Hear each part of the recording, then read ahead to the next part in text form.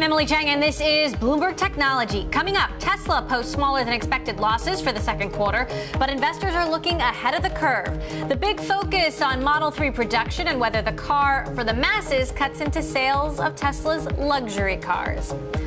Plus, Hyperloop One unleashes its potential after completing its fastest and most successful test yet. I spoke to the company's co-founders about what they learned and asked when passengers will be able to take a ride.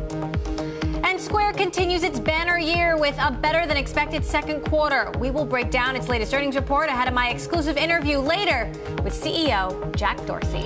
First, to our lead. Tesla shares are swinging in late trading after reporting second quarter earnings. The electric car maker lost $1.33 a share, far less than the $1.88 analysts had expected.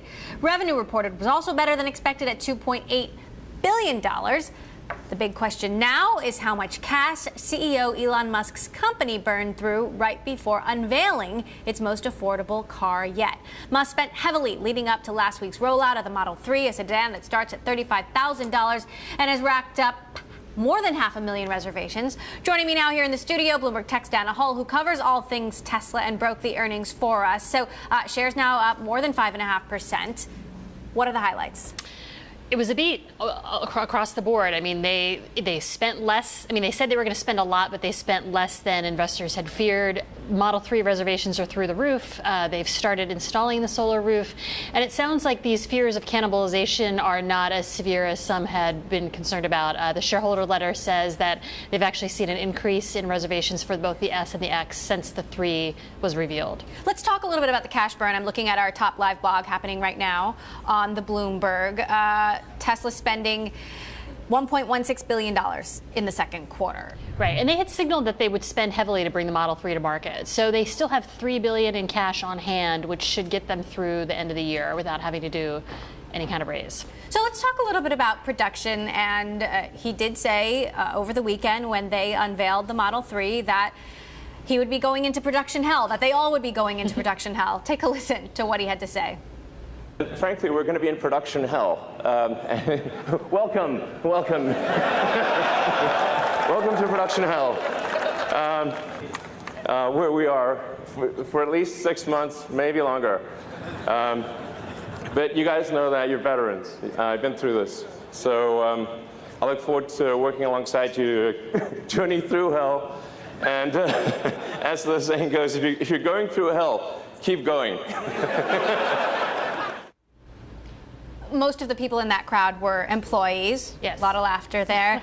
But what does the trip through hell mean for investors? Well, I mean, I think the trip through hell is on everyone's mind. What does he mean? Is there some kind of supplier issue or production snafu? But there was nothing about that in the earnings report today. I think we'll probably hear a lot of questions about that on the analyst call. So he's saying they can get to 5,000 Model 3s a week. By the end of this year. By the end of this year. Yes. Is that possible? Well, that remains to be seen. I mean, the cars that were handed over to employees Friday night were largely hand-built. And so now they're really going to begin the true beginning of sort of mass production. 5,000 a week from like 30 or 50 is pretty steep. And so everyone is wondering, what does that ramp look like? Are there any potential roadblocks? When he says hell, what exactly does he mean? But they're sticking to this a very aggressive timeline, 500,000 cars in 2018, 1 million cars by 2020. Let's talk about inventory. Are we seeing any signs that demand for the Model S or the Model X is softening? Well, that was the big fear when they released the sales figures earlier this month. I mean, there was a quarter-over-quarter drop, and you see a little bit of a rise in inventory on the balance sheet. What they've said is that they want to get more Model S and X's out to their stores because some stores were operating without any fleet models, and they need to have extra cars around for test drives. So I think that's another really interesting question for the call today. Is this rise in inventory something to be concerned about, or are you just sort of making sure that all of your showrooms have the latest and greatest? Ambitious as ever. What about the upcoming semi-truck, the Model Y? Well, any new details? Okay, so there's a semi-truck, and then there's the Model Y, which is a crossover. The shareholder letter ended on, like, we're looking forward to adding the semi-truck to our fleet. So that'll be the next catalyst for the stock. They're supposed to unveil this semi-truck in late September. And what about solar panels, the solar roofs, as well as Gigafactory? What are we learning there? So they have started to install the solar roofs on the homes of some employees in order to fully test them before they roll them out.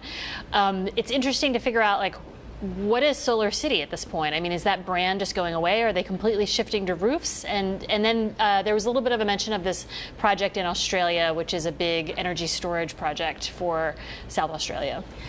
So when it comes to the more than 500,000 deposits that they've got, people who want the Model 3, what's the likelihood that all those orders come through, that all of those orders are completed? I think it depends on how long you're willing to wait and whether you will qualify for the federal tax credit or not. Right now you get up to a $7,500 federal tax credit on an electric car, but that begins to ratchet down once Tesla hits a certain volume. So the big question is, where are you in line? How important is that tax credit to your pocketbook as you make this purchasing decision? And if you live in a part of the country where you're not going to get the car for another year, can you wait that long? All right, well, I know you're about to jump on the analyst call. We'll be listening in. We'll be watching for your headlines. Dana Hull, who covers Tesla for us, thanks so much. Well, now to some other stocks we are watching. SunPower had its worst day in almost a year, tumbling 20%. The U.S. solar panel supplier lowered its sales forecast for 2017. 2 solar farms in Mexico are facing delays that may push sales from those projects into next year. SunPower said it expects panel shipments to total 1.3 to 1.45 gigawatts, down from as much as 1.6 because of those delays in Mexico. And on another topic, Wonder Woman delivered big profits for Time Warner. The company reported second quarter earnings that beat analyst estimates. The Warner Brothers studio has seen box office sales rise thanks to the superhero movie, with domestic receipts up 9.6% this year. Coming up, the Dow hitting 22,000 points thanks to Apple reaching a record high. We will examine tech's effect on this historical run in stocks. And Bloomberg Technology is live streaming on Twitter. Check us out at Bloomberg Tech TV. Weekdays, 5 p.m. in New York, 2 p.m. in San Francisco. This is Bloomberg.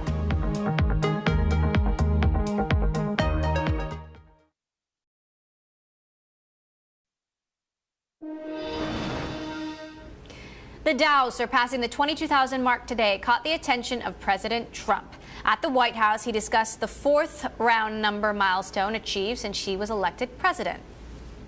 The stock market hit an all-time record high today, over 22,000.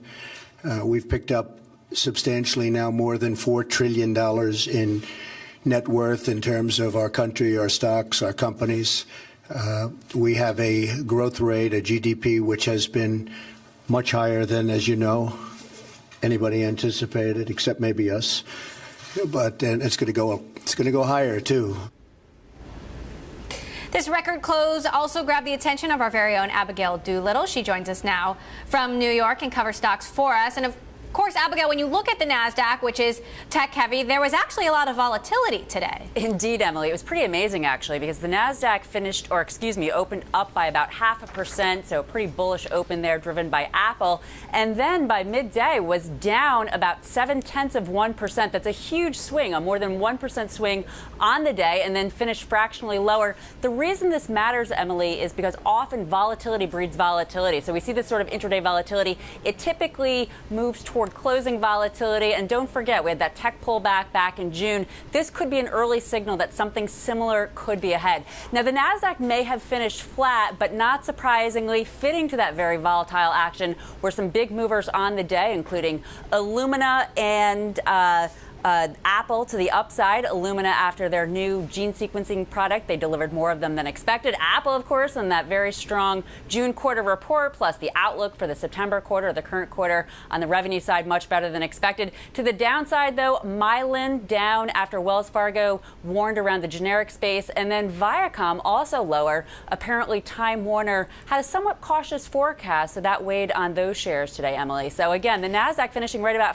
flat, but a lot happening beneath the surface. Apple wowing with a high today. Of course, we spoke with Apple CEO Tim Cook yesterday. He was very optimistic. What impact did this have on all the other FANG stocks? That's a great question, Emily. And the answer is probably not so much. That Apple quarter was really pretty tremendous, especially in terms of the outlook, allaying fears around the iPhone X and whether or not there's a shortage or you won't be able to get them or that there's going to be some sort of disappointment. The revenue numbers pretty much suggested that everything is going just fine fine, maybe even better than what some had expected. So you would think that that would maybe give a boost to some of the FANG stocks, Facebook, Amazon, Alphabet, and Netflix. Instead, those stocks finished basically flat, some volatility there on the day, really not on a lot of news. From a fund of flow standpoint, some of the money going into Apple could have come from some of those other big tech names. Interestingly now, though, Apple is now better than Amazon. If we hop into the Bloomberg terminal and take a look at G#BTV6742, in bottom, this is a year-to-date chart. In bottom, the S&P 500 up 10%. Up top in yellow and white, we have Facebook and Netflix, both up more than 45%. In green, look at Apple overtaking Amazon in blue. So that is one thing that happened on the day. And Apple is now trying to take out perhaps Netflix and Facebook. Time will tell, Emily. Interesting to see the recovery of Netflix there. Okay, Abigail Doolittle, thanks so much for that update. Staying with FANG stocks, what's in store for the tech industry as this quarter's earnings season winds down? Joining us now, Mark Mahaney, lead internet analyst with RBC Capital Markets. Great to have you back here on the show, Mark. So you don't cover Apple, but you cover all the rest. What's your take? What do you think the big highlights from earnings seasons are? Obviously, we saw a strong quarter from basically all of these companies. I think two takeaways. One, the demand trends remain extremely consistent. So I think this was our 30th quarter in a row of 20% year-over-year revenue growth for Google, our 17th quarter in a row of about 50% year-over-year ad revenue for Facebook, and then about 20% year-over-year growth for almost 10 years now for Amazon. So we've seen very consistent demand trends. That's point one. Point two is the investments are heavy, and they were heavy last year and the year before that. They're probably going to be heavy the next year, too. These companies clearly want to maintain these growth rates, and they think they've got a lot of new opportunities to go after, whether it's Amazon now talking about advertising revenue or Netflix spending a lot more money to build out its international content library. These companies all remain in growth and investment mode. There's no scenario under which margins are going to materially expand here. Let's talk about advertising revenue. Facebook and Google still dominate the pie. I mean, is there any room for other players at this point? Like a Snap or a Twitter? Yeah. Big sigh. Yeah, it's a big sigh. It's unknown. Now, whether they can get to a couple of billion in revenue, 2 billion, 3 billion, yeah, probably. And we call that the experimental budget zone. You know, like you can get a couple of $1 billion from advertisers because they all want a little bit of diversification from Google and from Facebook. But in order to get much more than that, call it 5 billion. There's nobody out there really getting 5 billion of ad revenue. You've got to really prove your ROI. You've got to come up with innovative ad formats. We think of the two, Snap has the better chance of getting there, but it's also starting from a smaller base. But we think that's the better chance of getting there. Snap's been struggling. Facebook's been taking on some of Snap's most popular ideas. Are you worried about Snap? Yeah, absolutely. Snap, we have a buy call on Snap, and we initiated at $24 about 2 months ago or 3 months ago. So we clearly don't know the stock yet. We'll see what happens. And you're holding that. Yep, sticking with it. There's two things that this company needs to do. First is they need to reaccelerate the DAU growth, daily average user growth. It's the same thing with Twitter. If the users decline, the stock will decline. Now, Snap needs to get that growth rate reaccelerating, and then they've rolled out a self-service advertising solution, so they need to do that to get more advertisers on the network and cause their ad revenue growth to stabilize. Look, it's still growing triple digits. There's no triple-digit ad revenue grower out there. It's Snap, and we think the valuation doesn't reflect that. But do you think they can do that when it comes to user growth, especially given the complete lack thereof of international user growth? I think so, for two reasons. One is that they are fixing their Android problem. They were blindsided, like Facebook was like 4 or 5 years ago with this mobile thing. Back then, that was new. The mobile thing. Yeah, the mobile thing. The Android thing is what blindsided Snap this time, and Snap needs to make sure that its app is fully integrated well on all Android devices. That's a couple of quarters fix.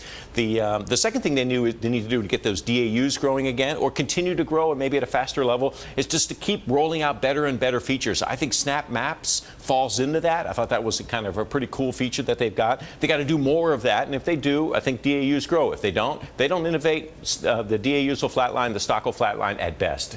Amazon forecasting a potential quarterly loss for the first time in a while, obviously being very aggressive about moving into new markets like groceries. Are you concerned?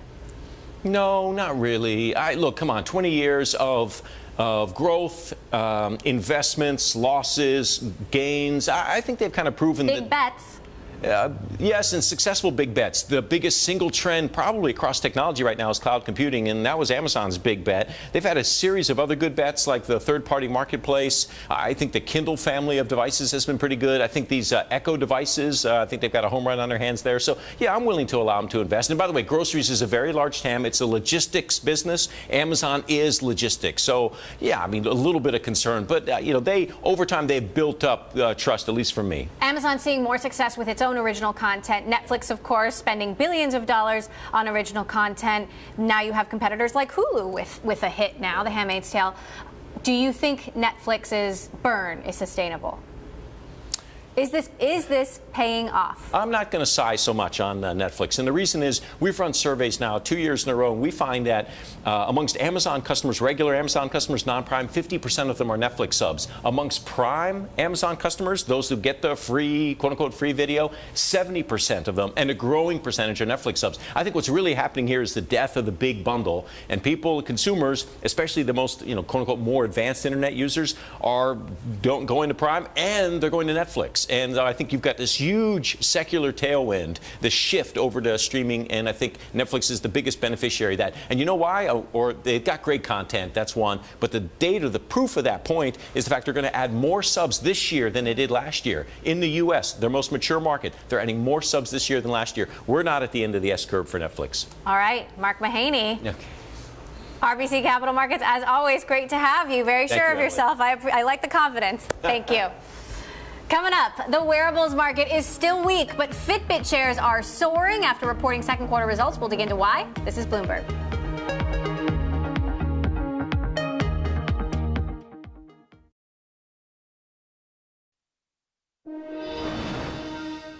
Now to Symantec, trading up after hours after reporting first quarter results, forecasting both sales and profits that beat analyst estimates. The world's biggest maker of cybersecurity software projected adjusted earnings of 40 cents to 44 cents and sales of $1.26 billion to $1.29 billion for the current fiscal quarter. However, Symantec is also paying the price for a rapid turnover in the C-suite, having gone through 4 CEOs in the last 5 years. As a result, Symantec has spent at least $127 million on exit packages for departing managers and replacement awards for new ones.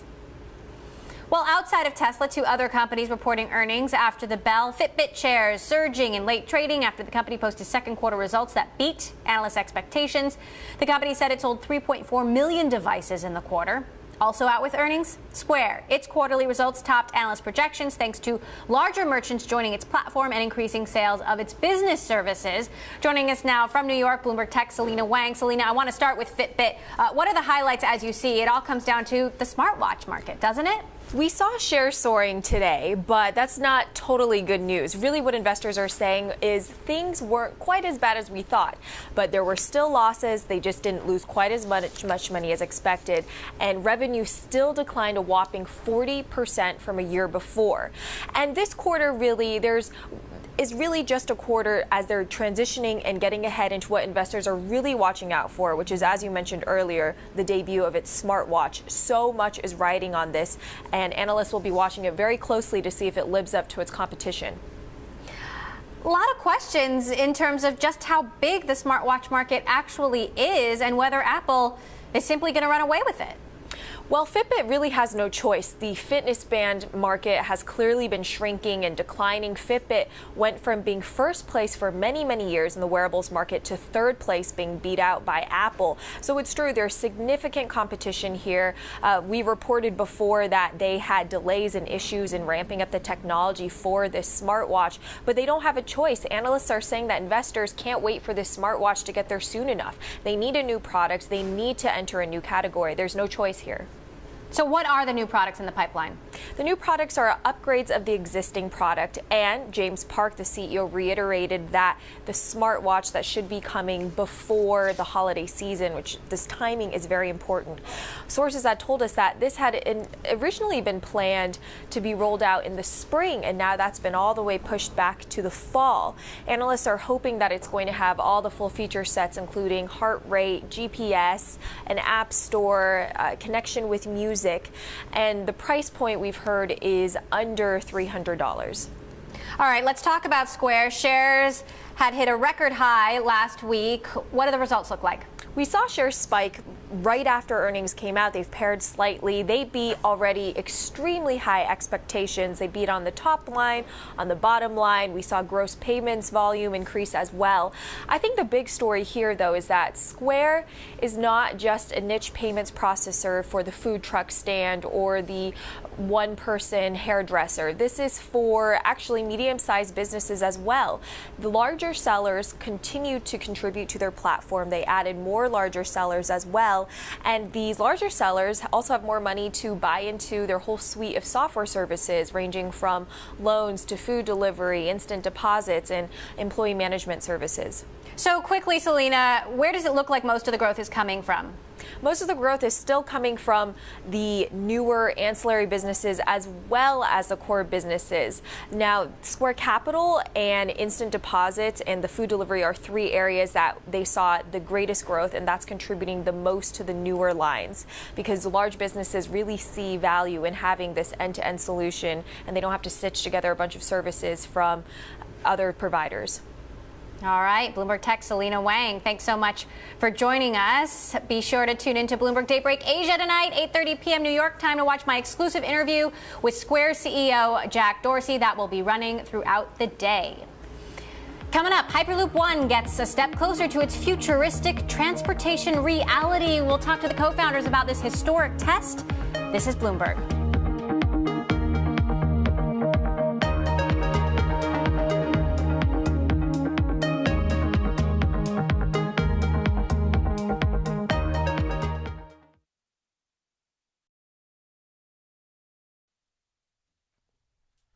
I'm Mark Crumpton in New York. You're watching Bloomberg Technology. Let's begin with a check of your first word news. President Trump today publicly endorsed legislation sponsored by Senators Tom Cotton and David Perdue that would reduce legal immigration to the U.S. and evaluate visa applications. Crucially, the green card reforms in the RAISE Act will give American workers a pay raise by reducing unskilled immigration. This legislation will not only restore our competitive edge in the 21st century, but it will restore the sacred bonds of trust between America and its citizens. Russian Prime Minister Dmitry Medvedev says the sanctions bill signed by President Trump is a declaration of what he called an all-out trade war against Russia. Medvedev adds the Trump administration demonstrated, again quoting, total impotence by surrendering its executive authority to Congress. Fighting broke out on the floor of Brazil's Congress today during a debate and vote to decide whether to suspend President Michel Temer on charges of bribery. President Temer would be suspended and tried if 2/3 of the 513 members vote against him. More than 7,000 Syrian refugees were driven from Lebanon to Syria today, part of an agreement between Syria's al-Qaeda branch and Lebanon's Hezbollah group. The prisoner swap included a top al-Qaeda operative and was the last part of the deal. Hezbollah combatants have been fighting alongside Syrian President Bashar al-Assad's forces since 2013. Global news 24 hours a day, powered by more than 2,700 journalists and analysts in over 120 countries. I'm Mark Crumpton. This is Bloomberg. It's just after 5:30 p.m. Wednesday here in New York, 7:30 Thursday morning in Sydney. My colleague Paul Allen has a look at the markets. Paul, good morning. Good morning, Mark. Well, that positive lead from the US is expected to translate into gains here in the Asia Pacific as well. We're seeing some strength on Nikkei futures, where it is beer day. Earnings from Asahi and Kirin will be announced. Sumitomo reporting as well. Here on the ASX, we're seeing futures up by 0.2%.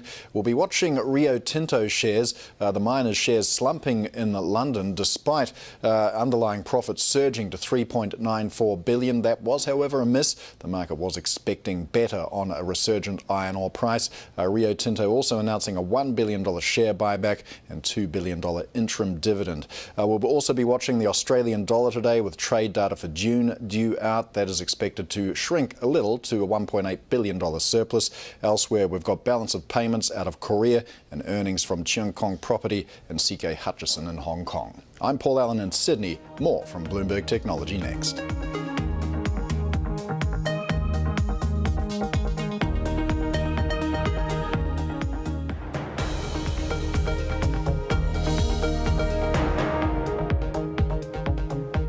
Bloomberg Technology. I'm Emily Chang. Now back to our top story. Tesla shares gaining in late U.S. trading. The company burning through cash less than analysts expected. The burn rate was still a quarterly record, though, and almost doubled the amount of money Tesla went through in the first 3 months of the year. The conference call has just started. We will bring you all the latest headlines. We are listening in. Joining us now from Princeton, New Jersey, to break down the results, Bloomberg Intelligence's Kevin Tynan, who covers Tesla for us. So, Kevin, all eyes on Model 3 and how production difficulties or challenges will impact the results. What do you think the highlights are?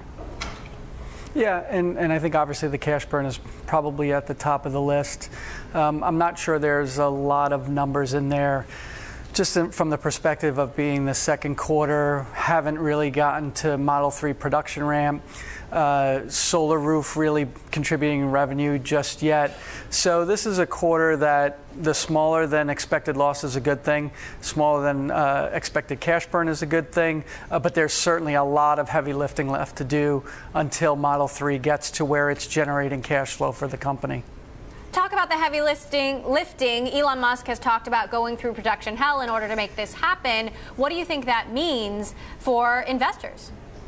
Yeah, and if you think about it, in the full year 2016, this is a company that produced in low 80,000 units globally and distributed or delivered 76,000.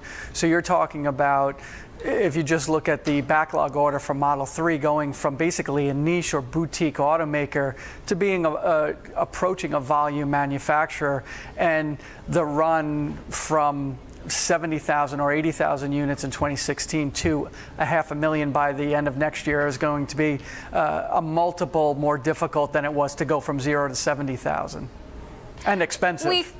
We spoke a bit earlier with Dana Hull about concerns around cannibalization. I mean, what is your outlook on how interest in the Model 3 will impact interest in the Model S and the Model X?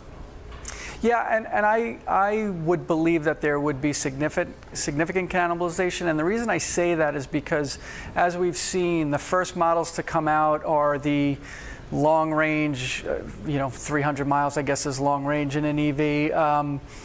Long range EV, $44,000, and it's only the rear wheel drive version. So my thinking is that once you start to option it up with the dual motors and the basically all wheel drive, autopilot, and several options, you're well into the $50,000 range. So the thinking is that you're probably not going to see a whole lot of $35,000 Model 3s. Closing the gap on cost once you option up a 3 closes the gap on the S, which I think has to cannibalize some of the sales of the S. All right, Kevin Tynan, our Bloomberg Intelligence analyst. We are listening in to that Tesla earnings call. We'll bring you any headlines as we have them. Well, Hyperloop One, the futuristic high-speed transportation company, just completed its second phase of testing. In the Nevada desert, a prototype accelerated down the length of its 500-meter-long track, reaching 192 miles an hour. The pod glides above the track using magnetic levitation in a nearly airless tube, which limits aerodynamic drag and theoretically allows for a top speed of 760 miles an hour. Earlier today, I spoke with co-founders Shervin Pishavar and Josh Geigel about what this means. We're now 300 people strong. The last 2.5 years from starting the company has been about proving the technology works. Now we've shown at Hyperloop One that the Hyperloop is real. It works, and now we move into what we call the dawn of the commercialization of Hyperloop. So as all the travels that we've been doing and the conversations and dialogue and studies with governments around the world, we've shown in the videos that you saw the actual full-scale Hyperloop working with the pod XP1, traveling at incredible speeds, faster and faster. And now we move on to the commercialization process of actually building this out around the world. So, Shervin, I have the ticket you gave me to ride the Hyperloop. When will I be able to use this? Sooner than you think, but keep that ticket. That's a very special ticket, Emily, and you're guaranteed to have a ride on the Hyperloop with Hyperloop One. That's a promise from both me and Josh. Yes. All right. So, Josh, what is the timeline? When will you have it up and running for cargo and for passengers? So the next phase for us is to actually move this into production space. So we have to make sure it can be reliable for 30 plus years and actually get it into a mass manufacturing market. So that's what's next for us on the engineering side, and we think we'll be able to do that by the 2021 timeframe. Shervin, how do you overcome cost barriers and safety concerns? It's a great question. We basically, the way that we have architected the Hyperloop is to make it the cheapest, fastest, safest, cleanest form of public transportation in the world. The way that we've designed it, the reason it can be cheaper is that the stators or the motors that we've designed only have to be on the line for every 30 kilometers, whereas other solutions have continuous maglevs and motors that are way more expensive to operate, maintain, and build out. So what you'll see is a future that's very similar to what we've seen with Paris and Brussels being connected with high-speed rail, where there aren't even any flights anymore between those two cities. Everyone is taking the high-speed rail route. What's interesting about Hyperloop One is that our solution essentially will be an IP solution and a control system automation solution. So we really want to engender thousands of companies around the world that are building these Hyperloops around the world using our technology. Now, Elon Musk, of course, is the one who came up with the original white paper on Hyperloop technologies, and he's always said he doesn't want to commercialize the technologies, but now he has the Boring Company, and he recently tweeted, "Just received verbal government approval for the Boring Company to build an underground New York, Philadelphia, Baltimore, D.C. Hyperloop, New York to D.C. in 29 minutes. What do you make of his sudden apparent push into Hyperloop with the Boring Company? So Hyperloop One is very focused on getting the actual Hyperloop, the real Hyperloop, out to the world. The world is a very big place. Infrastructure is very difficult to move forward. You need the collaboration of governments around the world. We've been in deep discussions with governments for a long time, and we can build it overground, underground. Tunneling is just one of those solutions. It's also a very expensive solution to just do tunneling. So we want to have a multimodal solution and spread that around the world. So we're hearing from sources that Musk may actually want to build all the components. What would it be like to go up against him? We are very, as you've seen, being able to do this in 2.5 years, have 300 brilliant minds. We are very focused on execution, and there's probably many partnerships in that space to be pursued. So there has been some turnover, particularly on the tech and engineering side. How are you handling that? You know, we've certainly had no shortage of people interested in working for us. You know, I brought in a new SVP of hardware engineering who came from the Google X program and a few other things, as well as a new software lead starting in about a week and a half from now. So there's candidates knocking down the door. The CTO did move on, and there was a lawsuit, and I'm curious, Shervin, what you learned from that experience and how you're moving forward. Yeah, we're incredibly focused, as Josh said, on building the real Hyperloop, building it around the world, as we've shown with the major milestone of the XP1 pod traveling at those speeds, breaking these speed records. You know, we are very focused on the future, and that's all we care about. Talking about the future, Shervin, I got to ask you. You are one of the earliest investors in Uber. What are your thoughts on Travis Kalanick's resignation, and who do you think is the right person to lead the company forward? I think Uber is one of the great companies of our generation. The impact that it's had on the world, the scale at which it's reached. Every company has lessons that it learns in that kind of historic run.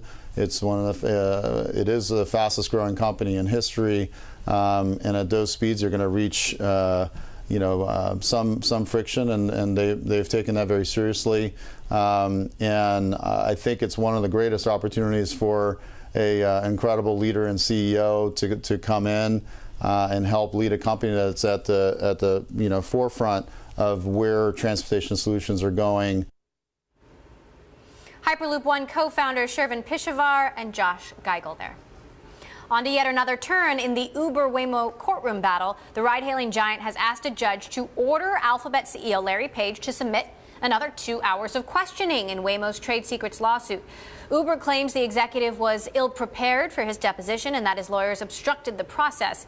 You'll remember that Alphabet's autonomous car unit, Waymo, sued Uber earlier this year, claiming that its former engineer, Anthony Lewandowski, stole trade secrets and patents. Waymo had no immediate comment on the filing. Coming up, we speak with Airbnb's global head of trust and risk management on what the platform is doing to garner public trust. This is Bloomberg.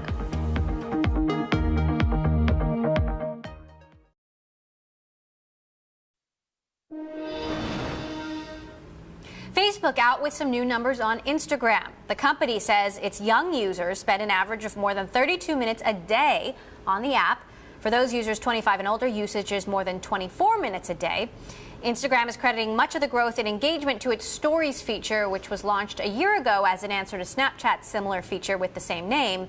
Instagram's version now has 250 million daily users. Meantime, Airbnb is taking big steps in building trust between hosts and guests. The peer-to-peer vacation rental and hospitality site plans on doubling down on 3 key areas: safety, connection, and support.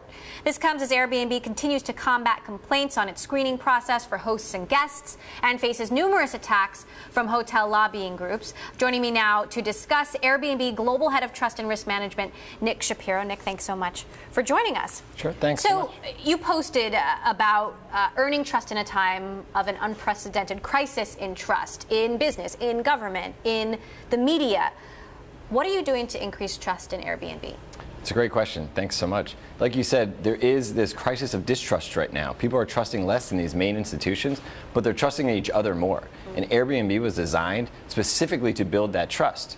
We went back and we looked through how we can leverage that new phenomenon, and that's when we started to come up with, it's really about a hierarchy of needs, and we need to continue to facilitate and build that trust. So what does that mean? Because I know you're actually using technology to facilitate it.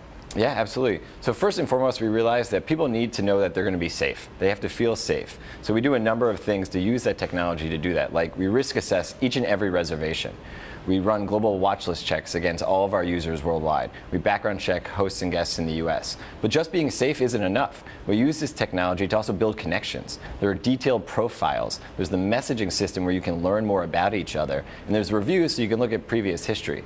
And on top of that, we know that people need to know they're not alone. Airbnb is there for them. So if they get to a listing and it's not as what they wanted, it's not as advertised, they've got someone to reach out to. You have a national security background. You were Deputy Chief of Staff for the CIA during the Obama administration. I'm curious how that experience informs what you're bringing to Airbnb and how you might complement something that Brian Chesky might think. Yeah, no, it's a great question. Airbnb, the tech sector, sharing economy, is filled with some of the most optimistic people in the world. Exactly. Brilliant and also very optimistic. I come from a background and bring a very different light to that. I am way more cynical, and it's because of some of the previous experiences that I've had. But I think a healthy dose of cynicism matched with the right optimism and brilliance that most of our engineers and product managers bring to the table is a really good partnership. The hotel lobbying groups are upping their attacks on Airbnb. There's one recent ad connecting the platform with terrorists. How do you respond to that? It's disgraceful, it's disrespectful, and it's despicable. I know people who have lost their lives. People have fought very hard for this country, and to have an issue like that politicized to make a business point or to continue to price gouge their consumers is very hurtful. Safety is the #1 priority at Airbnb. Trust is a fundamental currency in the sharing economy, and it's the thing we focus on the most. So we do a number of things like background checks, like global watch list checks. The hotels don't even do any of that. Talk to me about these background checks. There was a recent report of a woman who was a guest saying she was sexually assaulted by a host, and she claims that a background check would have revealed that this host had been arrested in the past for battery. He denies the allegations. You know, how are you handling this case? And what do you actually tell guests about their hosts and vice versa if something is flagged? It's a good question. First, let me say the behavior this woman encountered allegedly is abhorrent. And that's why as soon as she told us this, we removed this host from our community, first and foremost, and we offered her our full support. A background check was done on the host in question, and there were no prior convictions. You know, when you do a background check and there are recent charges, previous charges, but no convictions, it's hard to hold someone accountable when they were acquitted of an offense. Is it making you think any differently about the process? You know, I think every incident should make you think. One incident is one too many for us. Safety is our #1 priority, so we're always going back and looking and saying, could we have done something different? Should we have done something differently? And we're going to do that, you know, every time something happens. Lastly, you are getting now into these magical trips and connecting, you know, actual people who are going to take you around for a more, you know, well-rounded experience. This is increasing the amount of time that guests will spend with these people. You know, what does that mean when it comes to trust and safety? You know, I think what it means is we need to work extra hard to peel back the curtain and let folks know what we do to help build this trust, what we do to keep them safe.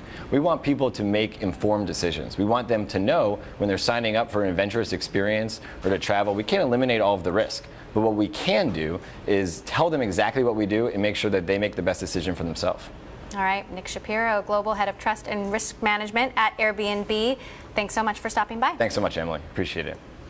All right, coming up, the Samsung bribery case. The billionaire vice chairman at the center of this case takes the stand for the very first time. Jay Lee will talk about it. This is Bloomberg.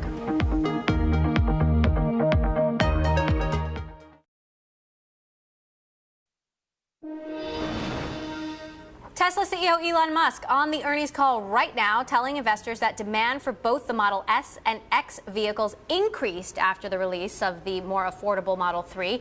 We're going to continue to monitor the call. We'll bring you the very latest as we get them. He's just said that Tesla is getting 1,800 orders a day for the Model 3, even though he says, quote, we don't promote it.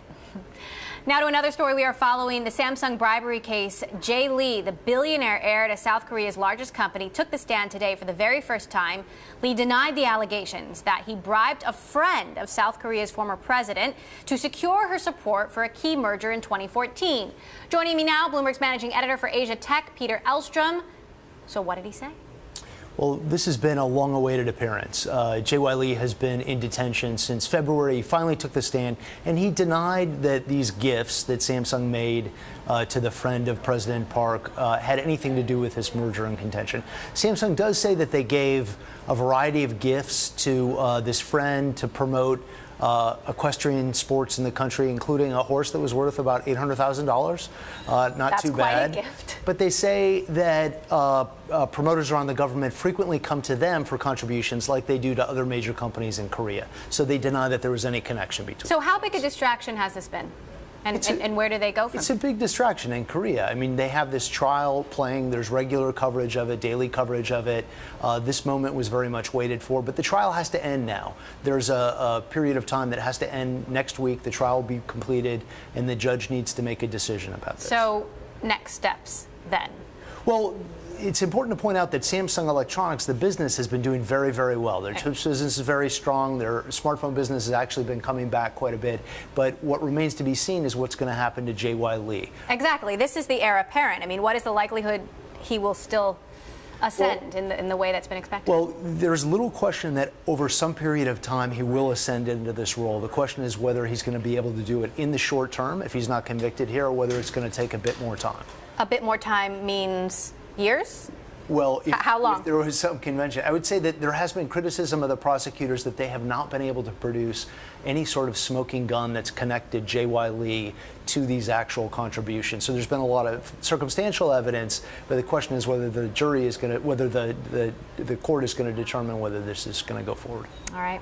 Fascinating. Peter Elstrom, our Bloomberg Tech editor. Thanks so much. Thank you. It's been great to have you this week. Every day I think we've had you on. That does it for this edition of Bloomberg Technology. Be sure to tune in to Bloomberg Daybreak Asia tonight, 8:30 p.m. New York time for my exclusive interview with Square CEO Jack Dorsey. This is Bloomberg.